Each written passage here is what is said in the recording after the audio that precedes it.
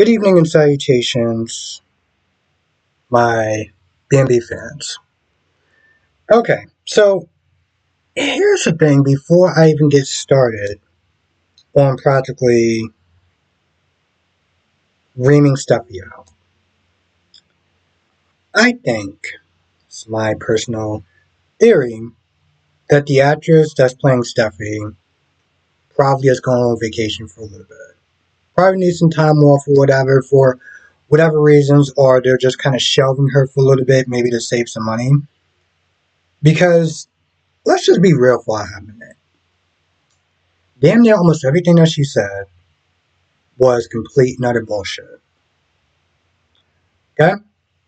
My issue with Steffi, well, one of my many issues with Steffi, is that in a sense, she's a homewrecker. And I don't mean that she's a homewrecker to necessarily other people. I mean that she is her own homewrecker. Okay? She has a very smart, successful, generous, good looking doctor. Right? As a husband.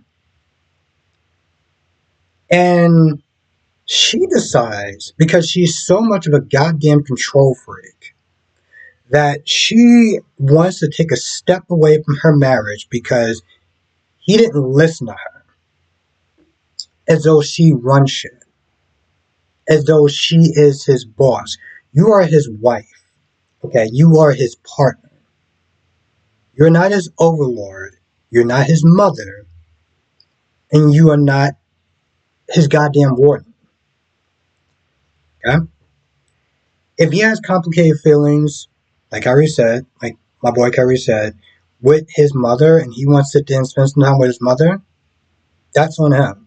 If you don't like it because you know that that is his biological mom, you're more than welcome to kick rocks. That is the bottom line. She constantly bitches and complains about that up until a point that every time I sit there and watch it, I roll my eyes.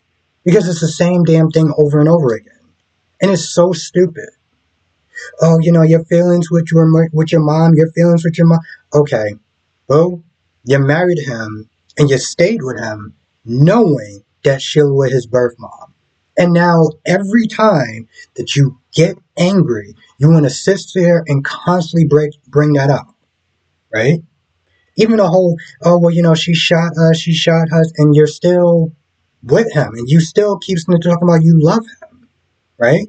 So you don't get to have it both ways. You don't get to whine about being with him, knowing that Sheila is his birth mom, but then constantly sit there and says, well, I love you, you're my husband, this, that, and the third. Because after a while, any man with common sense would just leave. But like I said in my video, that most of the times with these men, they're not represented right. They often, a lot of times, lack testosterone. This man is sitting there begging her to stay. And I'm just like, are you even one of us? Like, are you even part of the male species? Because, listen, I get when you actually mess up, you want to sit there and apologize, you want to sit there and own it, and you want to sit there and show your significant other that they mean the world to you. But this is one of those things where she kissed him. And he says that over and over again, but yet he's begging on his knees to get this control freak back in his life. So she's all like, oh, I gotta leave. Don't try to contact me. I'm like, you're doing him a favor by kind of keeping your distance. And then she goes and confronts Hope. Now, Hope and Brooke are just having the same goddamn conversation over and over again. Oh my God, I don't know what came over me. And then she makes a bunch of excuses, and it will never happen again, and blah, blah, blah, blah, blah. But I'm so worried about Fenton. It gets to a point even Brooke starts raising her voice to be like, just stop. Hope comes across as a complete and utter idiot. And once again, she talks about her failed marriage. her love life that it's in shambles and she doesn't know what to do, and apparently Finn is the only person that, she could see herself being with. The other person was Thomas, and you screwed that up. You also wrecked your own home with Liam. And so when Stephanie comes to confront her, she makes excuses. I didn't mean it, blah, blah, blah, blah, blah. She does sit there and tell Brooke that maybe part of this was pettiness and vindictiveness. Because Stephanie practically challenged her in a sense like, oh, well, you're not going to do anything. You can't hurt me. So there's a part of that. They go back and forth. And Stephanie's like, listen, that's my man. That's my husband. Y'all friendship is over. It's donezo. Right? It's donezo. She makes that very, very, very clear. She doesn't want to hear the excuses because that's what Hope is doing, like usual, like she's been doing with Brooke and everyone else. And it falls flat. No one cares, Hope. You're a grown ass woman. You're an adult. Okay? I'm gonna try. No, bro, there's no trying. You either you do or you don't. You're not some 15-year-old little girl. You're a grown ass woman with kids. I mean, seriously, would you just allow your kids to sit there and do things and be like, oh, I didn't know? Or would you sit there and reprimand them?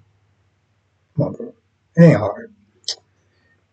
Now, Taylor is once again, they're talking about business decisions and being like, oh, well, she's outnumbered and this, that, and the third. And, you need to sit there and put our daughter's feelings first. And it was just like, no, he's putting the company first.